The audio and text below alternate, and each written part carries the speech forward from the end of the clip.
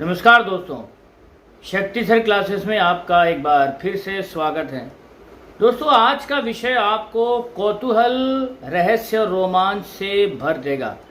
अगर आप रहस्य में दिलचस्पी रखते हैं तो आज का टॉपिक आपके इंटरेस्ट को कई गुना बढ़ा देगा। चलिए शुरुआत से पहले थोड़ी सी भूमिका बनाते हैं। क्या हो अगर भारत से हिमालय पर्वत को हटा दिया जाए तो कैसा परिदृश्य होगा। एक ऐसा भू परिदृश्य जिसमें जम्मू एंड कश्मीर, तिब्बत, नेपाल, भूटान, सिक्किम जैसे जगहें बसी हुई हैं।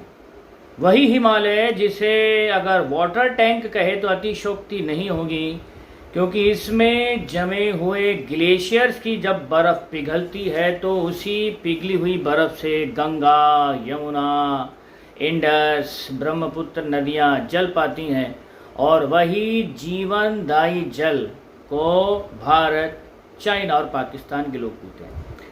तो मैं पानी पानी क्यों कर रहा हूँ। बात हिमालय की हुई थी तो बर्फ़ की बात तो होनी ही चाहिए, तो बर्फ़ की बात होगी। और आज हम बात करेंगे हिमालय में रहने वाले यटी की, जिसे लोग हिम मानव के नाम से भी जानते हैं।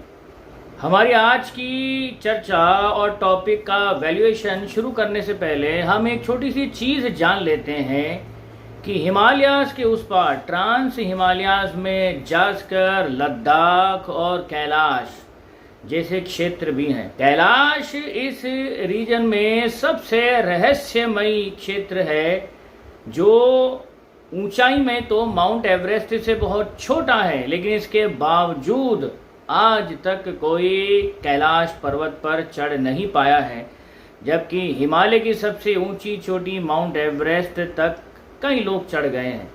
तो आखिर कैलाश में ऐसा क्या है कि आज तक कोई इस पर चढ़ नहीं पाया। हिमालय के रहस्यों में एक रहस्य और है जिसे ज्ञानगंज के नाम से जानते हैं। और ज्ञानगंज के बारे में ये विख्यात है कि इसे कोई साधारण मनुष्य अपनी आंखों से नहीं देख सकता, क्योंकि यहाँ पर पौराणिक काल के, वैदिक काल के उन सप्त चिरंजीवियों का निवास है, जिनका वर्णन हमारे पुराणों में और एपिक्स में किया गया है। इसी हिमालय का एक और रहस्य है हिममानव।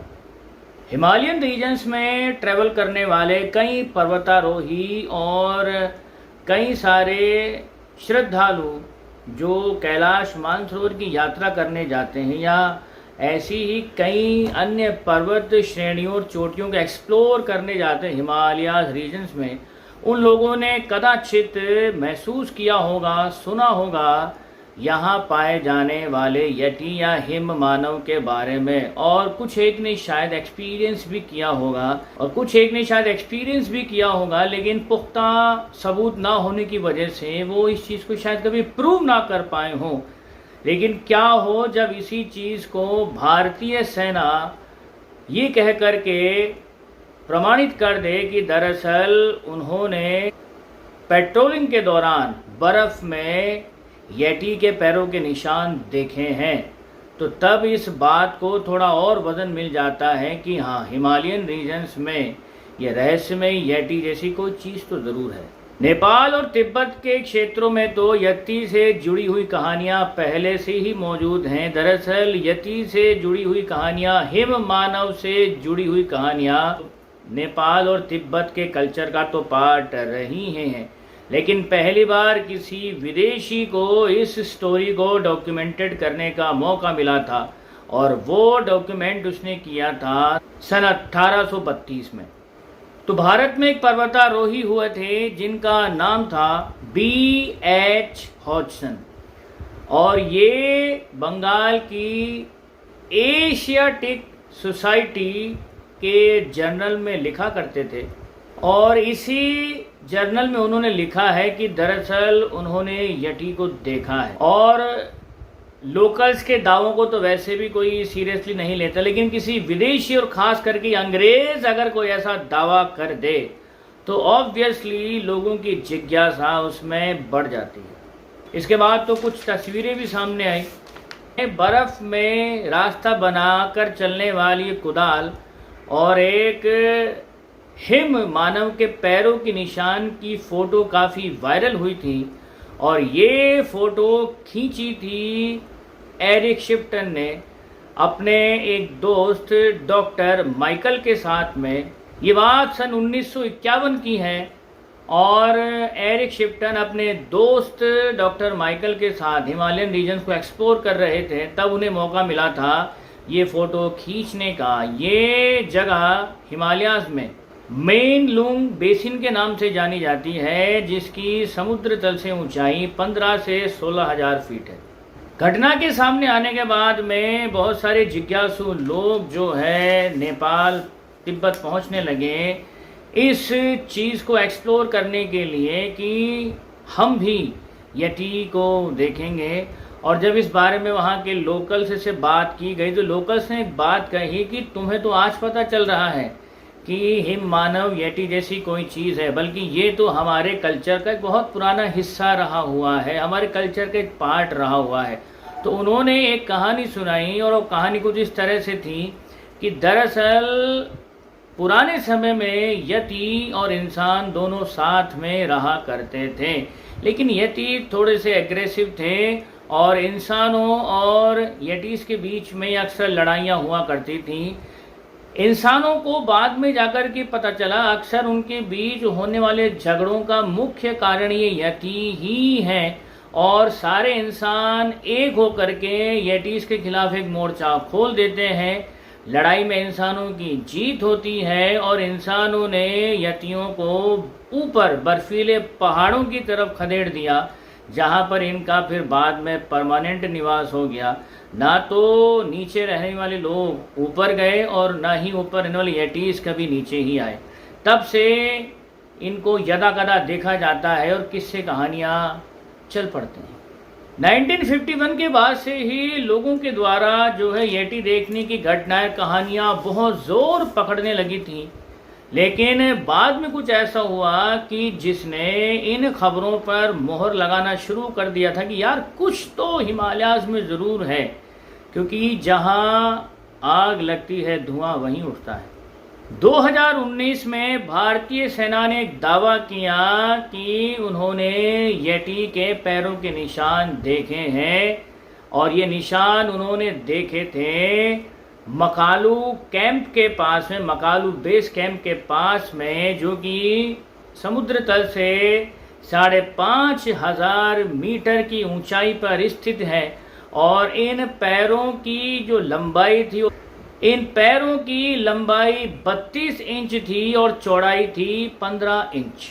1999 में माइकल वॉर्ड नाम के एक व्यक्ति ने एक रिसर्च पेपर लिखा जिसका टाइटल था the yeti myth and reality.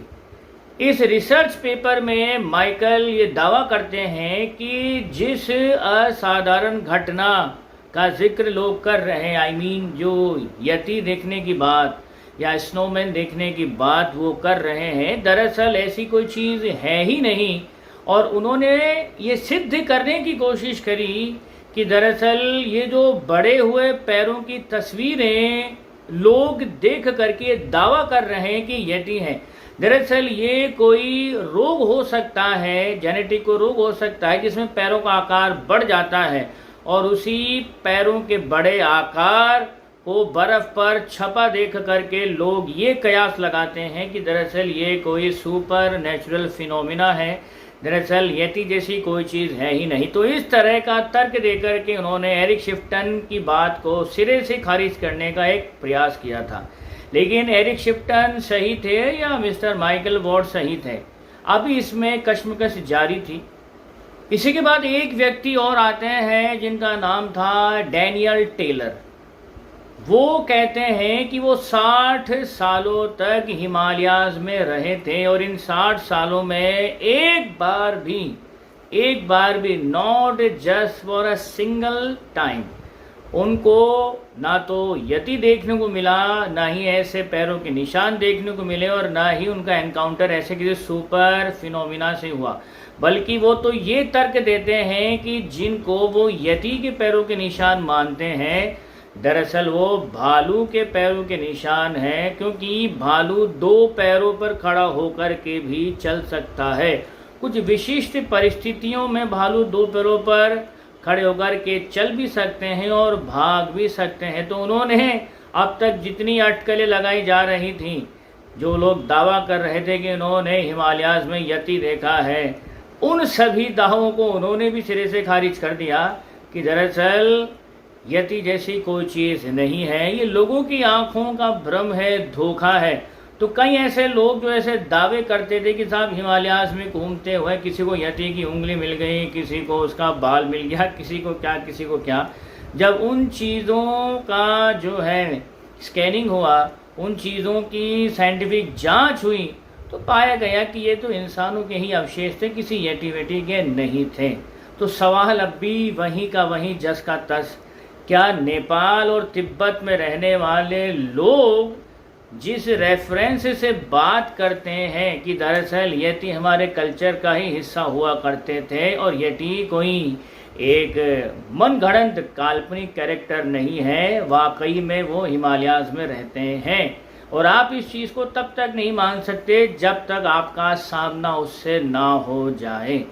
लेकिन सामना होने के बाद आप दुनिया को आकर के बताने के लिए ज़िंदा रहोगे, ये एक अपने आप में बड़ा प्रश्न चिन्ह है। तो वेस्टर्न लोगों ने हमेशा ही ईस्टर्न लोगों के कल्चर को, उनके बिलीफ को, उनकी मान्यताओं को, उनके जो भी विश्वास है, परंपराएं, उनको जो है अंधविश्वास और कहानी से ज़्यादा कुछ समझा नहीं है। तो उन्होंने इसे भी जो है इसी तरह से ट्रीट किया। लेकिन अब इसका जवाब मैं आप पर छोड़ता हूँ दोस्तों, क्या सच में यति एक काल्पनिक कैरेक्टर है? क्योंकि यति का देखा जाना केवल भारत में ही नहीं है, बिग फुट के नाम से अमेरिका में भी इसे देखा गया है। तो ये कोइंसिडेंट है या सच में हिम मानव जैसी कोई चीज़ धरती पर है? और अगर है तो वो हमारे सामने क्यों नहीं आती?